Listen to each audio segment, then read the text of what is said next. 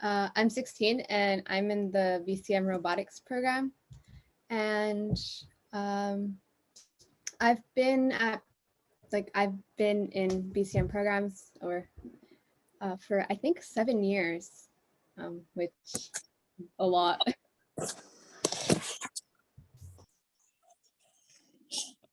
Hi, my name's Kimberly Lopez. I'm a senior at Menlo Atherton. I'm in the lit program. I've been involved with BCM for the same amount, 7 or 8 years. And I've been living here like 7 to 8 years in East Palo Alto too.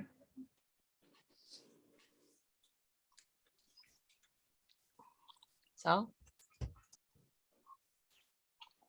Hello everyone, I'm Salvador Mendoza.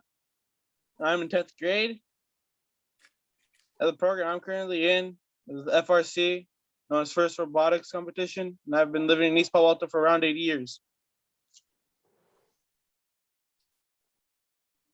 And I'm Matt. I've been mentoring on the robotics team ever since we were doing Lego League and now doing the first robotics competition with the high schoolers. So about 7 years, about as long as Christina has been in the program. And I've been in East Palo Alto. My wife and I've been in East Palo Alto for just about 10 years. And she teaches over at EPA. So yeah, enjoy being in the community and part of BCM. Thank you, Matt, Christina, Sal, and Kimberly for serving in the way you are right now. And I want to say a brief apology for this misspelling of Kimberly's name in the ad. Actually, Kimberly's name is my name, and we spelled the name the same way. But anyway, I apologize. And I want to give everybody a brief rundown of what to expect in this hour. First, Matt is going to interview the students, and during that time, because there's going to be a Q&A at the end, please send Matt a private, the questions if you have any for the students through private chat, and to Matt Pizzamenti, and those will be asked at the end. And then after that, there'll be a quick announcement and then closing prayer. At this time, I'd like to ask our new executive director, Tiffany, to say an opening prayer.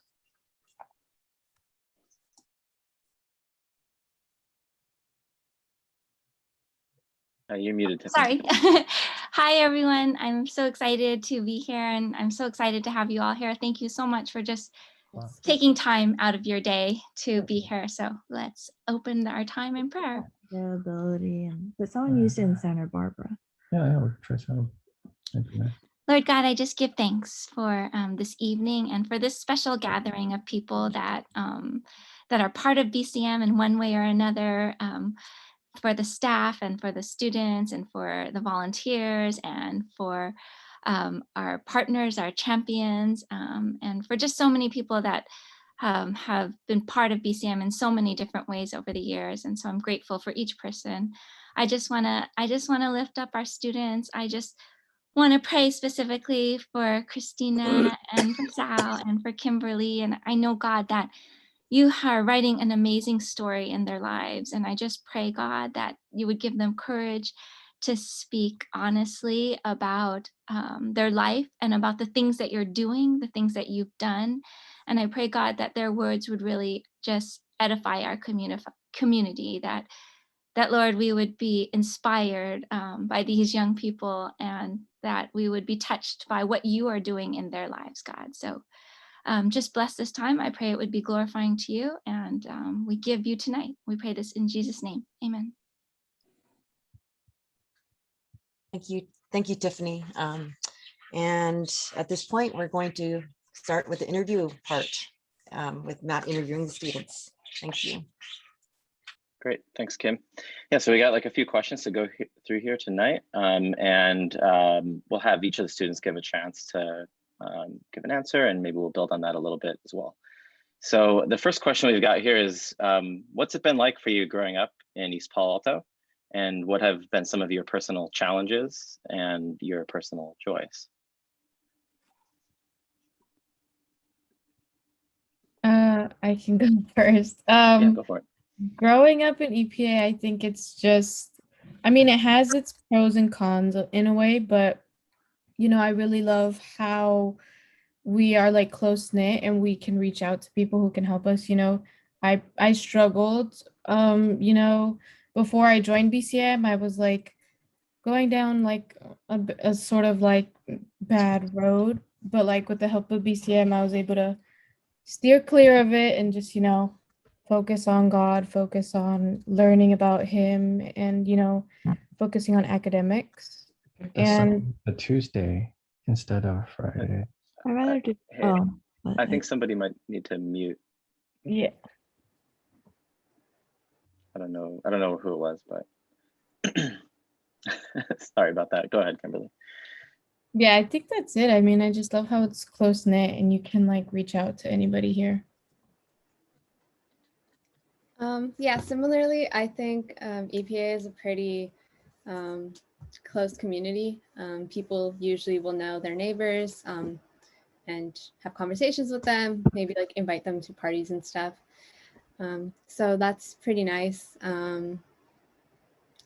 So yeah, I like living in EPA. I think it's really cool. And also there's like many different cultures here, which is also really cool to see. But yeah. Thanks, Christina. Thanks, Kimberly. Sal, thoughts from you growing up in EPA? Well, to be frank, I wasn't really part of the East Palo Alto community until about like 3 or 4 years ago. It really just started with my mom trying for me to attend programs. Of course, I didn't want to. In the beginning, I didn't want to do anything with the programs. But over time, I slowly put more interest in it to give it a chance. Once I started that, I really enjoying the programs. Yeah. Awesome. Thanks, Sal. So I guess the next question here, what are some of the challenges that you've observed with life here, either among relatives and friends or neighbors in East Palo Alto as you've been around the community?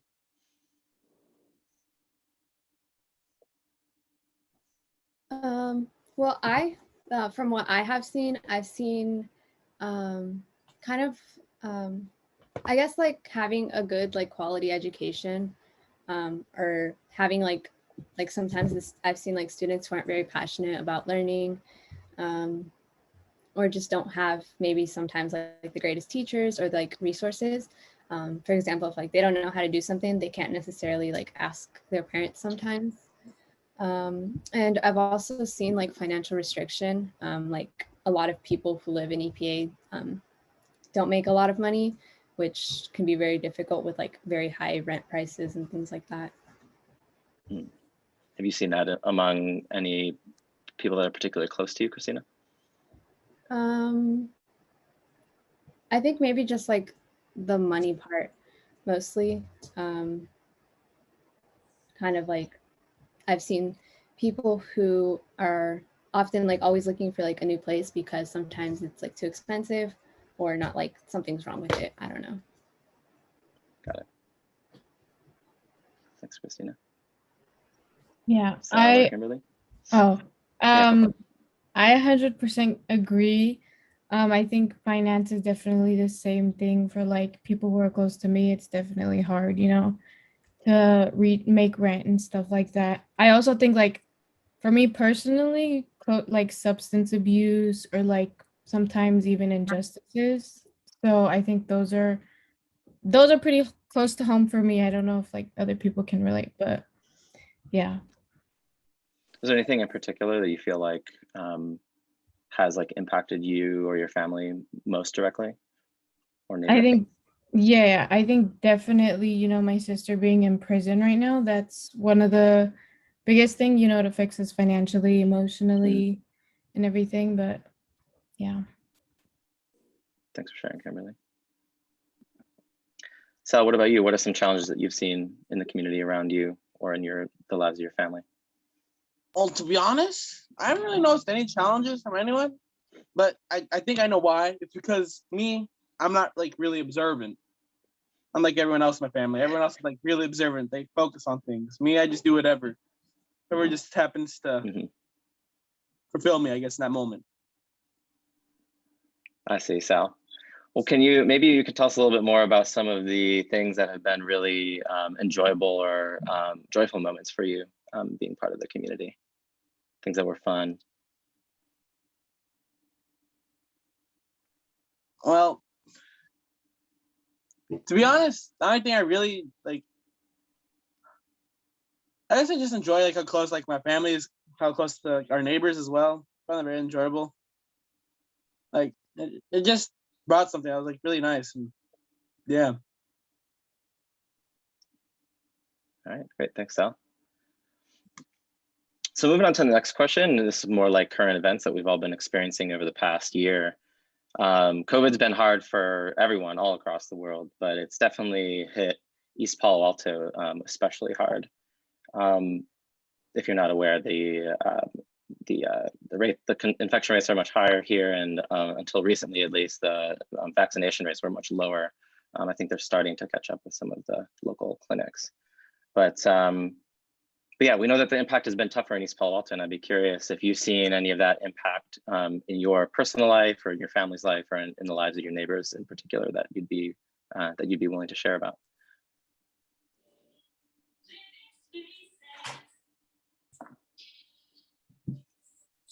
Kimberly, Christina, Sal. Yeah, I would say again, financials, it hits especially hard. You know, I think EPA, I mean, I'm pretty sure this is true for all of EPA, that we're pretty much, you know, we always want to be on the go, always working, you know, always thriving and everything. So I think when it comes to some people, you know, some people having to stop their jobs in the beginning of COVID and just like feeling like a sense of like being trapped was hard for everybody.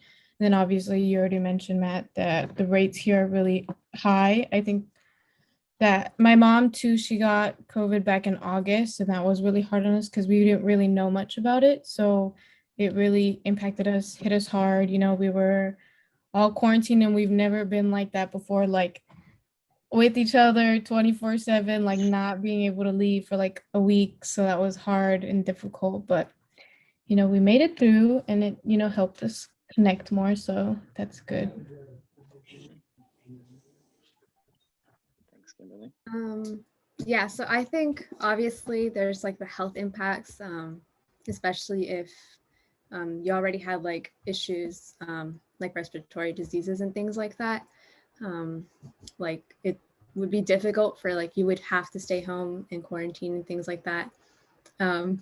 And also like the mental health issues for like, for example, like us students who are like doing school from like our homes, and we don't really have as many social interactions as we used to before. That could affect our mental health.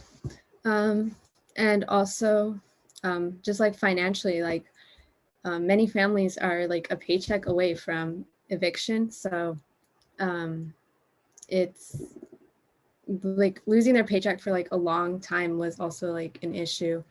And also Kimberly kind of touched on it, but being trapped in your house with your family, which could be great and could be bad depending on your family. Like if your family maybe doesn't get along, it might not have gone so well. Yeah. Christina. Sal, what about you? How have you seen COVID impacting your friends, family, neighbors? Or you? Well, I know that COVID impacted East Palo Alto, but to be frank, I haven't really seen it, mostly because I haven't seen how it impacted it. But I know definitely was, I would say there's some ups and downs being quarantined in the house. One is just I can almost do anything I want, basically. I feel like. Other thing, it's fun now and then, but just say like just talking with my siblings, we don't do that very often. We just do our own thing. Mm-hmm. Not a bad thing is I have to talk. Well, not talk to them, but I have to see them and take care of them. Your family members? Most of my siblings, because I'm the oldest. I see. Thanks, Sal. So I guess like, you know, during the past year, how have you all like, I mean, do you have any like particularly like maybe poignant stories from this past year that kind of stick in your head from quarantine with your family, you know, being at home all the time, or ways that you and your family members have coped with the past year?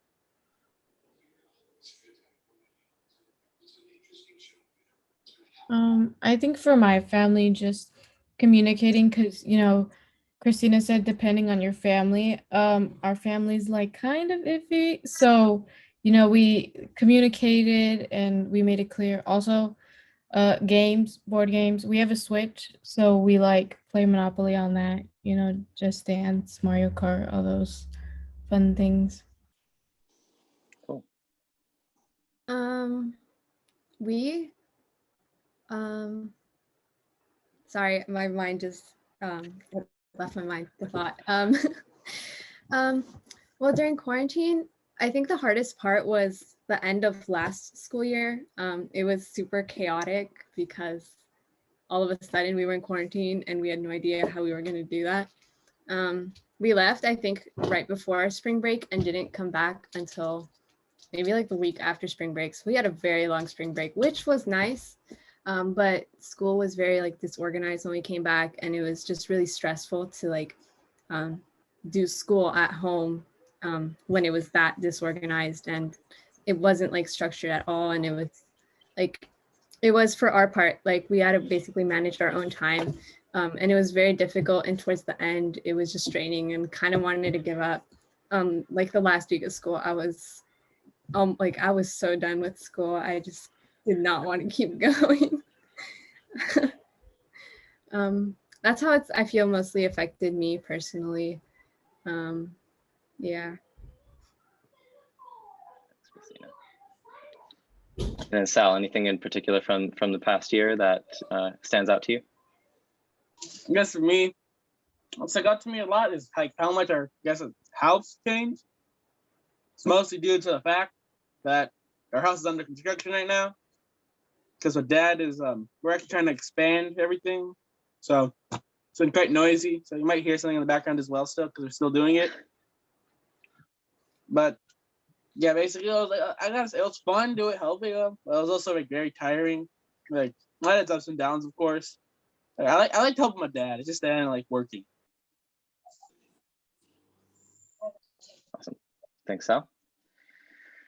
So let's move on to another question here. So over the time that you've been in East Palo Alto in your life here, what changes have you seen, and how do you think that has affected your family and your community?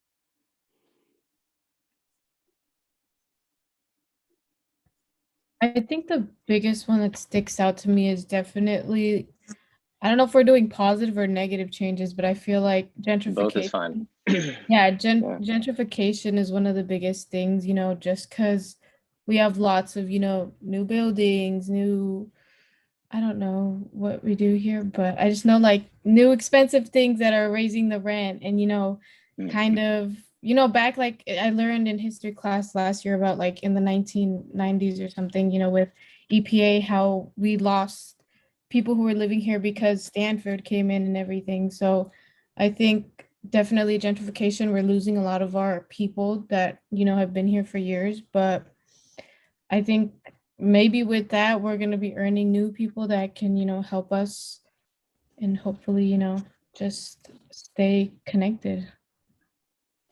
Awesome. Thanks, Kimberly. I have also seen an increase in gentrification and also tech companies moving in like near us, which also makes rent a lot higher.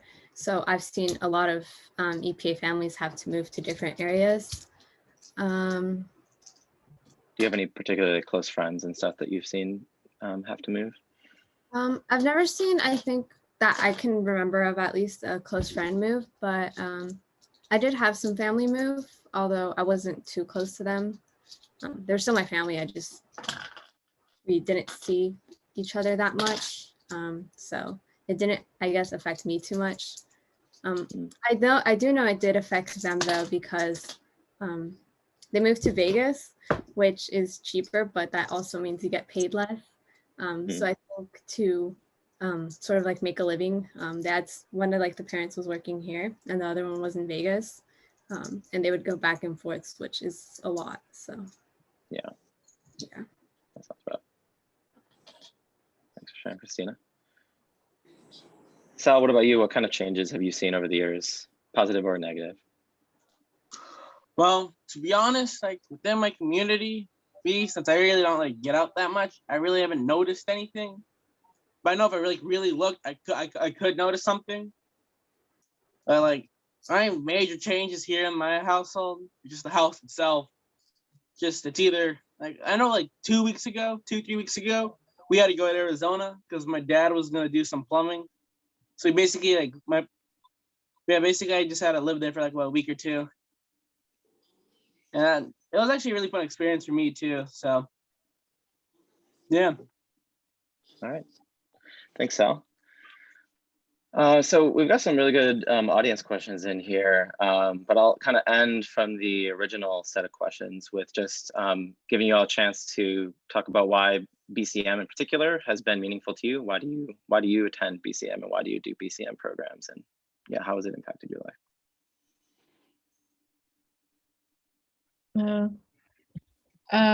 Like I said earlier, it like steered me from a wrong path. And I think just the amount of support I get is just something that at the time when I first joined, I didn't really receive at home. So I think, BCM has definitely been my home, and I've like here, and it's just, place where I feel comfortable and where I feel, truly seen, heard, and represented in.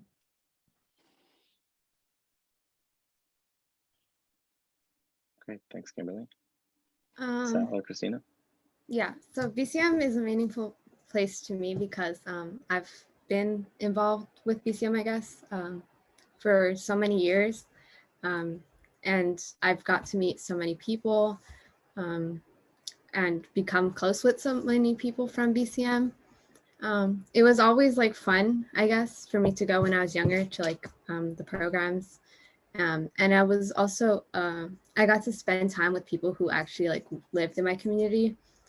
So like I go to school in like Palo Alto, and I spend most of my day, well, not so much anymore, but I spend a lot of my day over there. So I didn't know too many people from EPA. So it was nice to just like get to meet people and like get to know people from my own community. Thanks, Christina. Sal, what about you? How's BCM impacted your life? Why do you keep coming? So BCM is a meaningful place to me because it's like someone opened me to EPA's community, and it really helped me make some friends over here. It kind of like when I first moved here, I was very nervous, but of course my mom, of course, doing programs, so it kind of like made me just like one of the very first few programs I took was probably just was one of them from BCM. Yeah, it really did change me. In what ways would you say, Sal? I guess to be honest, if my mom really didn't have me up in that program, so I feel like I would I feel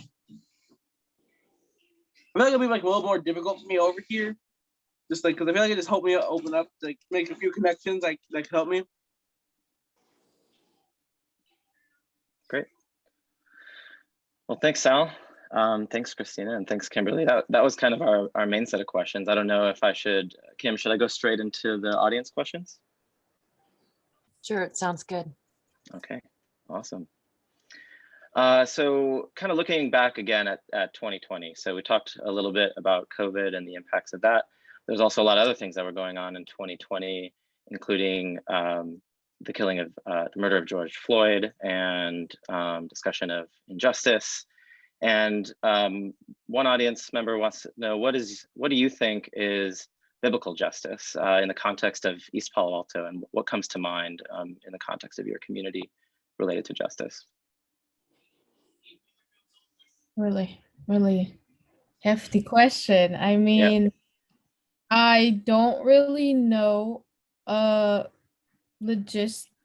legally things, but one of the reasons that EPA, living in EPA, having a family member who's in the system is one of my biggest inspiration for going into the job I want, which is a criminal justice lawyer, which would have to, I would most represent people of color, to support them and, fight against injustice. So I think I don't remember what the question was, but I'm very much an advocate and vocal about, injustices in our community.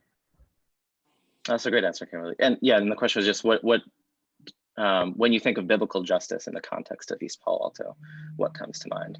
So I think you pretty well answered it, but if you want to add more flavor to it, that's cool too. I'm good. Christina or Sal, any thoughts on that? Well, justice is interesting. I don't necessarily believe in what our justice system currently looks like. I feel like throwing someone in a cage doesn't really solve the issue. So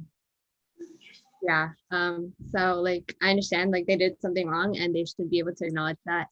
And like they should find, I guess, this like a solution to like the root of the problem, so that it stops happening, not just throw someone in a cage for like a bunch of years and think they'll fix it and then bring him back to society after being in a cage for so long. Yeah. Thanks, Christina. Sal, did you have any thoughts on biblical justice in the context of East Palo Alto? To be honest, I really don't know how to answer this question. It's a very interesting question as well. It's just, for me, it's kind of difficult to answer. Sure, that's fine. All right, so moving on to the next audience question here. Do you feel expectations for you to attend college or attend a particular college or pursue a particular path post high school? Definitely, being a first generation, Latin American is mounds of pressure just to graduate high school and then go on to college. So I do feel like there is this pressure of going to college by my family, just because, like I said, my siblings didn't really go down the right path and they didn't attend college. But I think with that pressure also it like motivates me. So it's not like I'm going solely to, college just for my family, but also just for myself. And I want a better future for myself, better future for, my future kids, even though it's way down the line, but Thanks. Yeah, there's a lot of pressure. Kind of the same reason. I'm sure my parents would be understanding if I didn't want to go, maybe after a while, but it would take some convincing. But kind of like Kimberly said, I would also, I like that's something I want to do. So there's also just added pressure from myself. Yeah, I don't think there's any pressure like going to like a specific college besides the one I put on myself. My dad would like me to go to Stanford. That would never happen. Well, for like 3 reasons. 1, it's acceptance rate. 2, it doesn't even have the major I want. And 3, it's way too close to home. Yeah. You're hoping to get out there, expand your horizons, Christina. I'm going as far away as possible. What about you, Sal? I know that you got a few more years left before it's time to consider college, but how has that been? Has there been pressure on you as well, or do you not feel that yet? Well, to be honest, I haven't really felt like thought of it yet, but like that's kind of mentioned. I kind of feel like somewhat pressured to, especially since I'm the oldest. I want to set a good example for all my siblings. Yeah, but my parents, even though if I don't take college, they still want me to take like some sort of schooling after. So yeah, there's like kind of like no escape from schooling after high school. Well, kind of keeping in that theme then, like how do you feel about the amount of, there's this pressure, right, to get through school, to graduate, to go to college, right? What, relative to that amount of pressure, what amount of support do you feel like you have to achieve those goals? Oh, I definitely. Oh, you want to go first? Oh, no, go for it, sorry. Sal. You could take a first answer. Go for it. I already forgot the question. Dang it! Can you repeat it, please? How do you feel about the amount of support that you've gotten in relation to that pressure that's there? Well, I guess for me, I definitely not have like my family support, so that's really helpful for me. Like, I already know they definitely can help me do it. If they can help me do it as long as I put like my effort into it. I know they'll definitely help me because they also told me they would. So okay, I already know I family. have support from like almost everyone in my family. That's awesome. Thanks, Al. Kimberly, Christina? Yeah, definitely BCM. I know I said BCM. I don't want to like, my family's there for me too, but I feel like the, volunteers at BCM are more vocal. They're more constantly checking in with me, personal with me. My family, it's more like, like little questions here and there, but I think a whole bunch of support from BCM, my school, all the I, use the resource at school that I can the most. And, at home, I constantly communicate with my family too. Are there any particular resources that have been available to you at MA? Yeah, I'm in Avid. So I've been in Avid for like 3 years.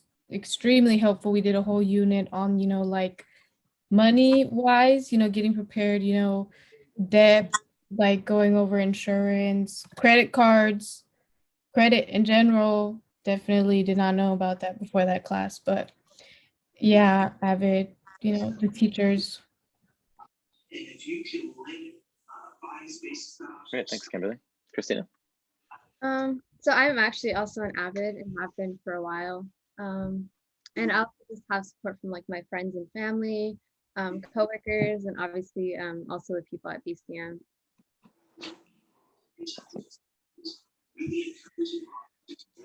All right, let's see. Maybe sticking one more question on the kind of school track. How has your faith and your experience in BCM related to faith helped you to navigate through high school? Or how has it played a role for your life in high school? Oh, very, very big.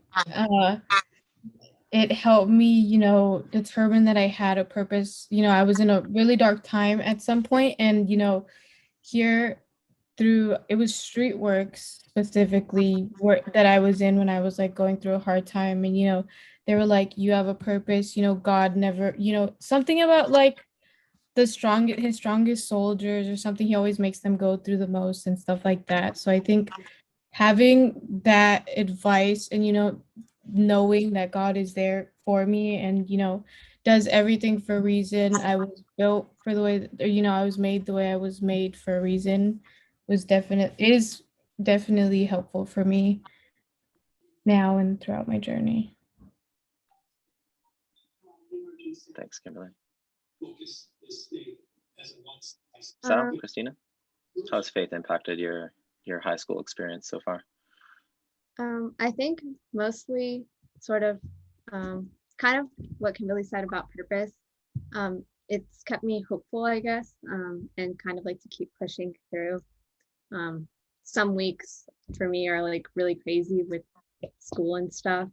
And I feel like it kind of keeps me, I want to say maybe like centered, and like hopeful, and like it kind of helps me like push through all of the stuff I have to do. Yeah. What about you, Sal? Wait, you didn't repeat the question? Yeah, how has faith impacted you through your high school experience so far?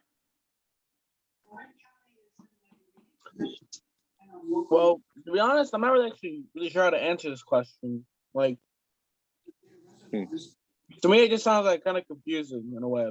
Like, Sure, that's okay.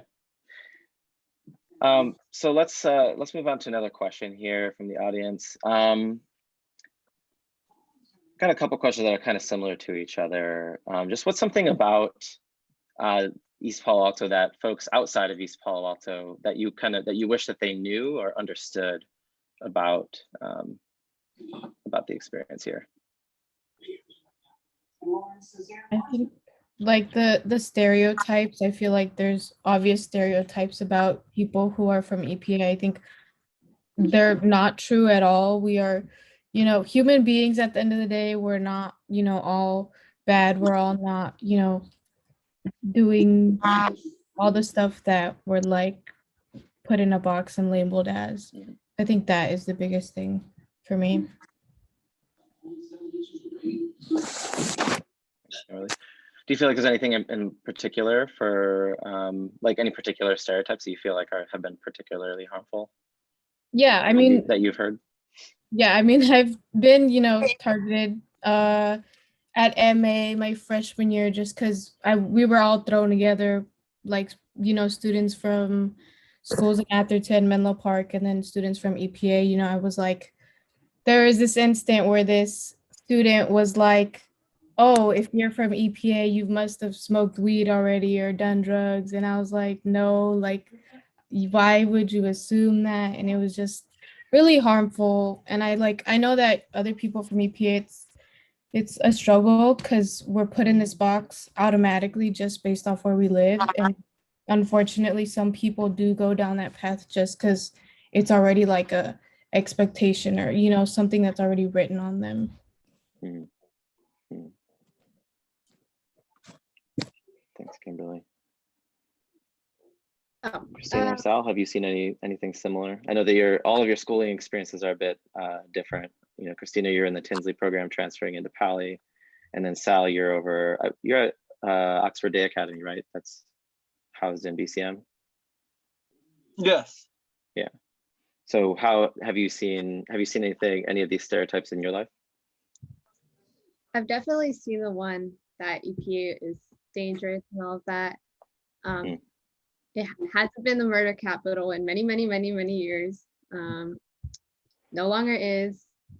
But yeah, I think like from what I've heard at least, I remember once I was in class actually, and I think I said that, I don't know how it came up, but I mentioned that I lived in EPA, and they literally asked me, they were like, isn't that place hella dangerous? And I was like, no, it's pretty, like, it's not dangerous the way like at least they think of. I wouldn't think, like, I don't think of EPA as dangerous. There are way worse places. So that's one I think that has come up the most for me. Sal, what about for you? Have you seen any of the maybe misunderstandings or felt like you've been put in a box or something that you just wish that people outside of East Palo Alto would understand differently?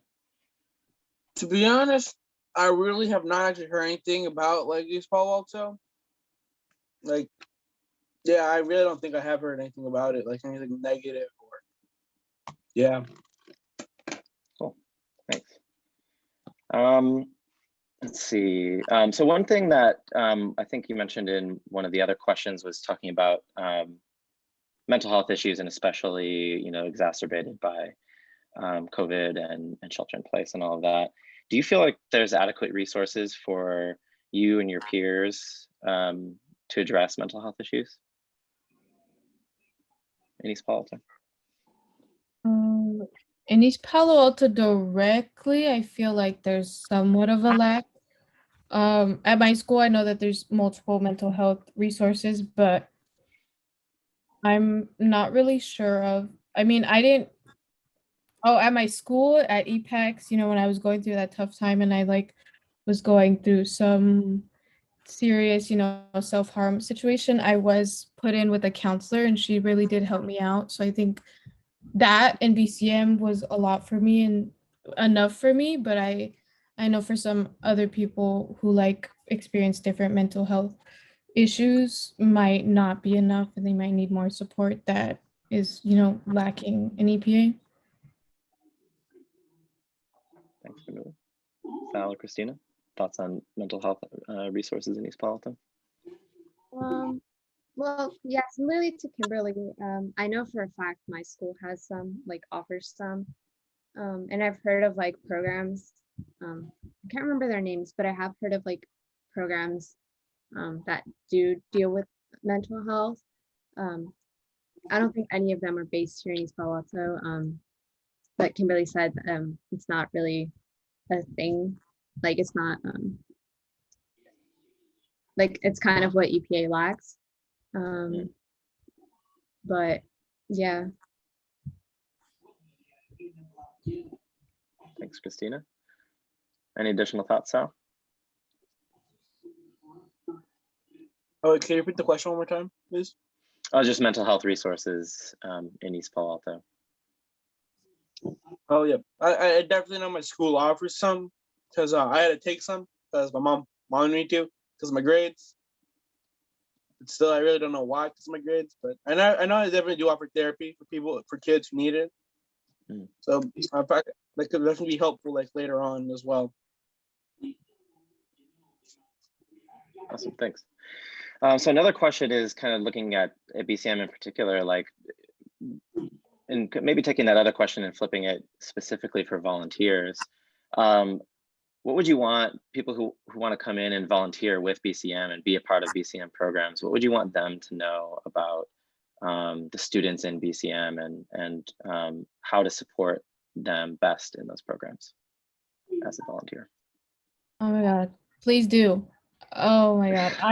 I feel like if you really want to get to know just students in general, doesn't even matter, like, you know, students in EPA, we love our volunteers so much and we have such long-term commitments or like relationships with them, you know, like you grow to love each and every one of them. So I think just one thing knows that we will accept you with open arms. You know, we're gonna work closely together. Just be there for each other, and I don't know, it's just amazing. Definitely would recommend. I mean, I'm pretty sure I'm gonna do it. You know, during college maybe when I come back. But yeah. Awesome, thanks, Kimberly.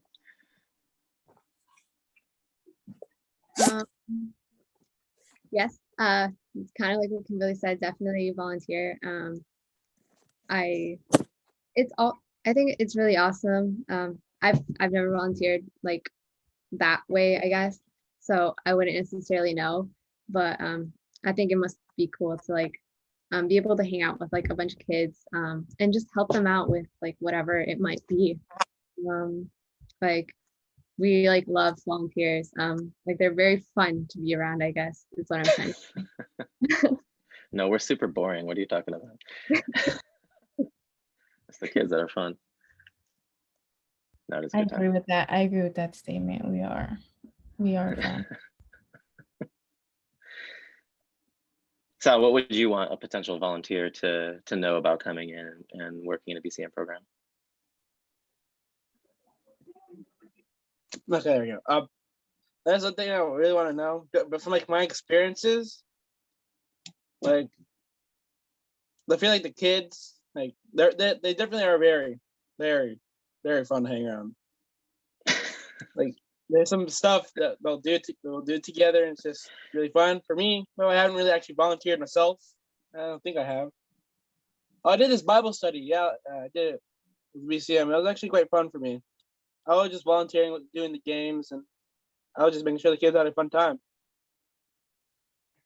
All right. So come volunteer for BCM. Have a fun time. It's good. All right, I've got a few more audience questions. Kim, how much time do we have left? We're fine. A couple more questions is fine. Okay, great. So sticking to the BCM topic, how do you feel like BCM has supported you and developed your faith? I think starting out from the beginning was really helpful.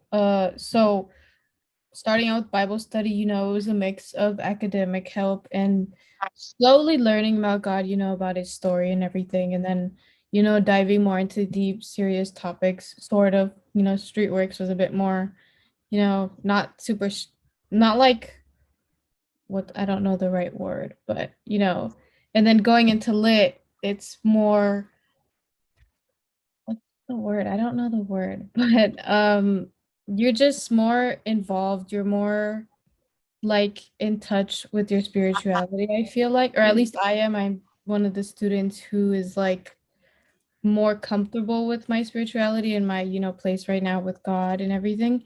So I think it was really helpful just to go through all the different programs and then finally make it to lit where I'm using all my knowledge and using that with my peers and, getting more advice from my volunteers and, getting ready to go off into college. Great, thanks, Kimberly. Could you please repeat the question? How do you feel that BCM in particular has supported and developed your faith through the years in BCM? Well, so mostly in faith-related programming, I guess, at BCM. I was in Streetworks for, I think it was like 2 years. And I think that was mostly it. I remember doing like a Bible camp, I think, over the summer. I'm sorry, my memory is not the greatest. This was forever ago. And how it's developed my faith. I guess it's given me a better understanding. And like, I don't know. I've before. I guess. Well, I've never like actually like gone to like open my bookshelf and taken out the Bible and just start reading it like it's a chapter book kind of thing. I don't know. It's just a lot of words in small print. That's yeah. So BCM What was different about like Streetworks in particular for you? I don't know, they made it fun. Like from what I remember, they had like these activities that were like related to faith. Like for example, one was, I'm sorry, I'm making this up because I do not remember, but it would be like about like purpose or just like those kind of like values and things like involved with faith. And there would be like fun activities where we would like learn about it and kind of learn about the Bible. So I didn't actually read the Bible, but I get the whole kind of thing from that. I'm so sorry if that makes no sense. That's good. That's good. Thanks, Christina. Sal, what about you? How do you feel like BCM has supported and developed your faith?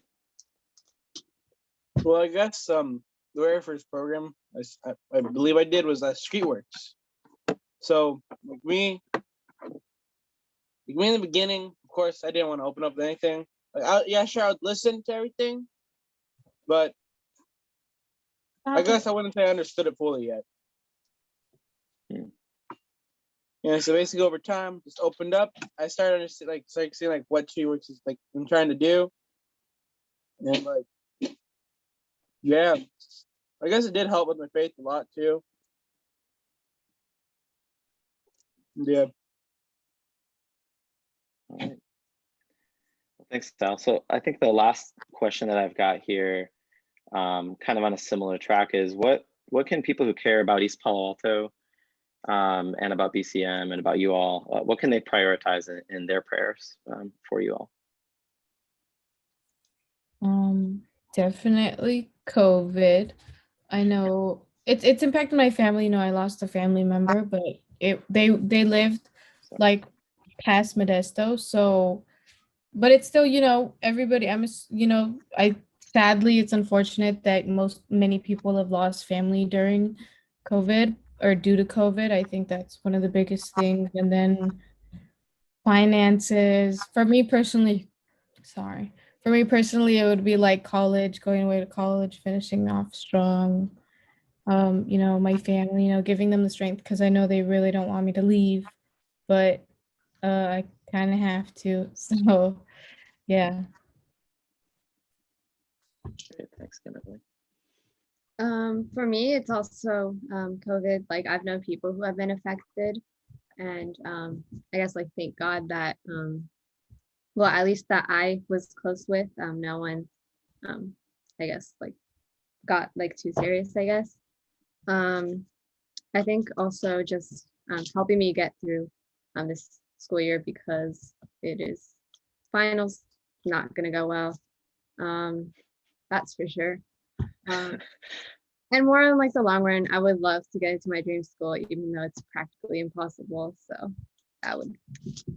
It's absolutely not impossible. Christina, what you're talking about. Very impossible. Thanks, Christina. And what about you, Sal? What could people prioritize in their prayers for East Palo Alto, BCM, and you all?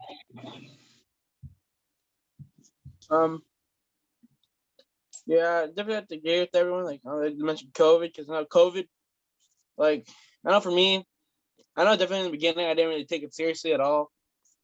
Like me, I didn't even know about it until like a while ago. Well, maybe like a few months after I like actually came out, I'm like, oh, yeah, I was completely unaware of it too. And once I kind of knew, I was like a little cautious, but like not so cautious. Yeah, then like I know some of my family members actually did get affected from it, but as they're fine, so that's good. Yeah, it's just COVID overall. It's just yeah. Anything else that you'd ask people to prioritize in their prayers for you?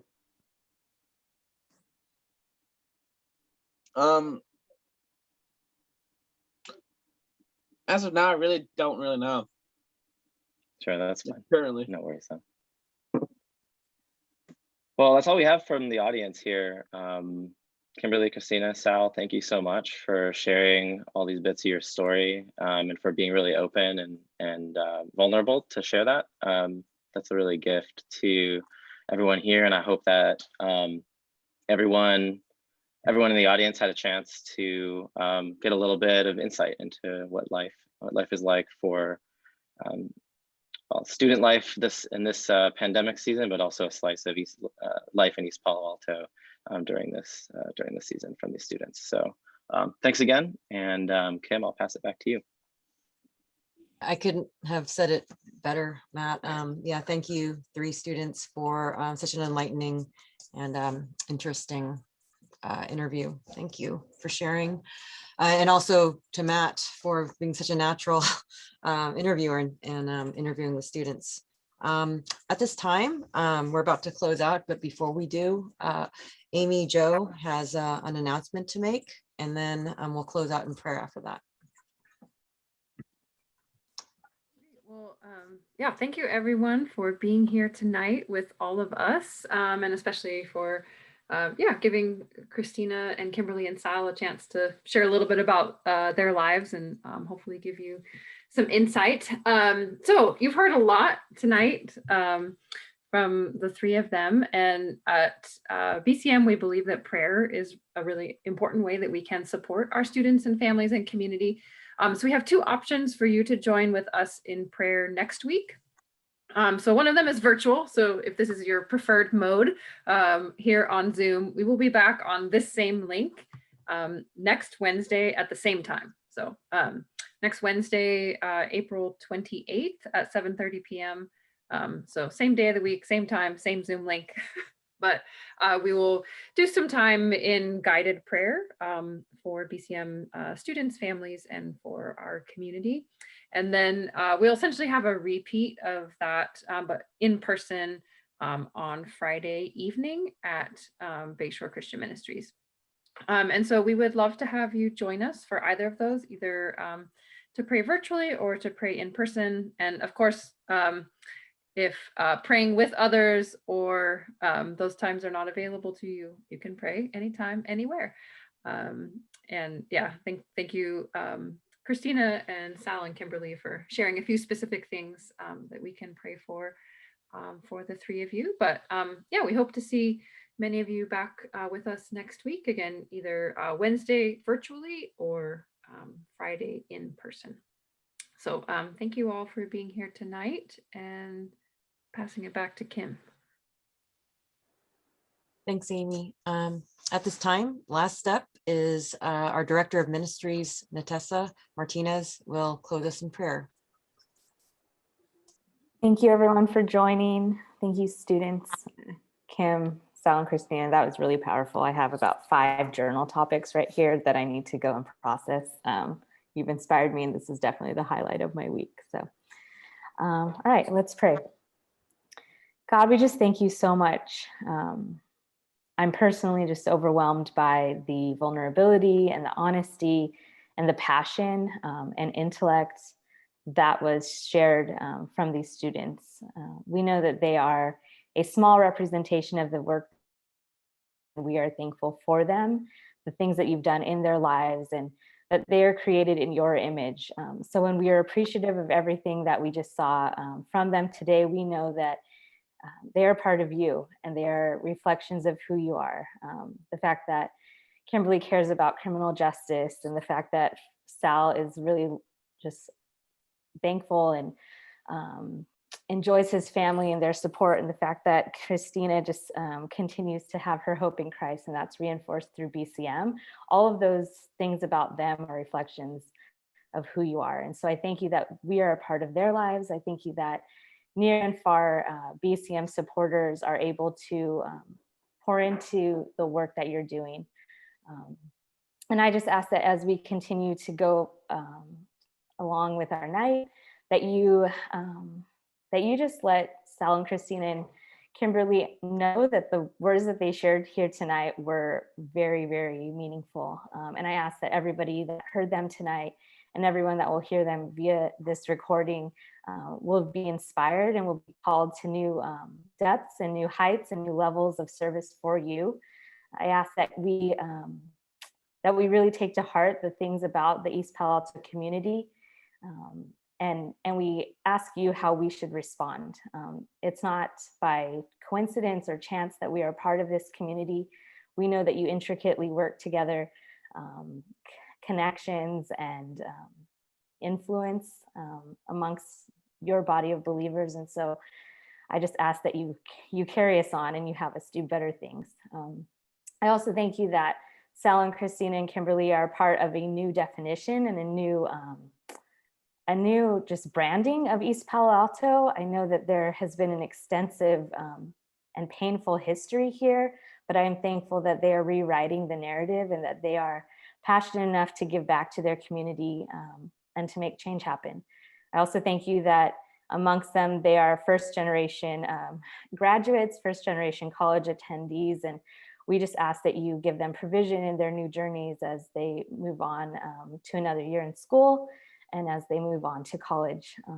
And once again, God, we just thank you for this opportunity. Be with us tonight as we go. Give us new vision, new heart, new passion to support the people that you have created. And I thank you for all of that in your name. Amen.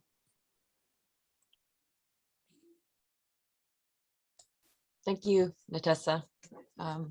That is it for this event. Thank you, everybody, for taking time to be a part of this. Really appreciate it. Yeah, thank you again, everyone, for being here tonight with us. And we did record this session, so if there's anything you missed, if you came in late or there was one part that you wanted to watch again to catch or to inform your prayers, we'll post it up on BCM's YouTube page. So yeah, thank you, volunteers, friends, church partners, staff, board members, parents, community members, and everyone else who's here tonight. It's great to be with you. We appreciate you being part of BCM this way, and we'll hopefully see many of you next week for prayer. So take care, everyone. Have a great night. Thanks. Good night.